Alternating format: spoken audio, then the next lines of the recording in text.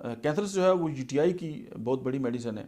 اور اس کے علاوہ اگر میں اس کو ایک لائن میں اگر ڈسکرائب کرنے کی کوشش کروں تو گنوریا اور آگ سے جلنے کے جو اثرات ہیں ان کو ختم کرنے کے حوالے سے کینتھرس جو ہے وہ بہت شہرت رکھتی ہے۔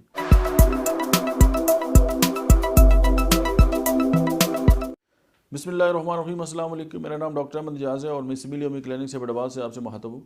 ہومیوپیتھک تھراپیوٹکس کے سلسلے میں آج ہم جس دوا کے بارے میں بات کریں گے اس کا نام ہے کینتھرس۔ کینتھرس جو ہے وہ UTI کی بہت بڑی میڈیسن ہے،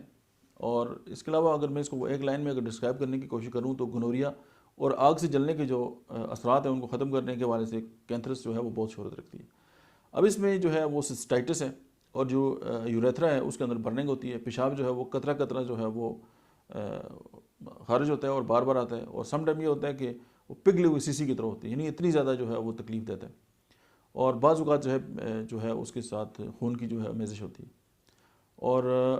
اس میں جو ہے وہ کانسٹنٹ ارجنگ ٹو یورینیٹ ہوتی ہے، بار بار دل کرتا ہے پیشاب کریں، بار بار دل کرتا ہے، قطرہ قطرہ آتا ہے۔ اچھا، آگ سے اگر جھلسنے کے بعد اندرونی اور بیرونی طور پہ اگر کینتھرس کو استعمال کیا جائے کمال کا اثر رکھتی ہے،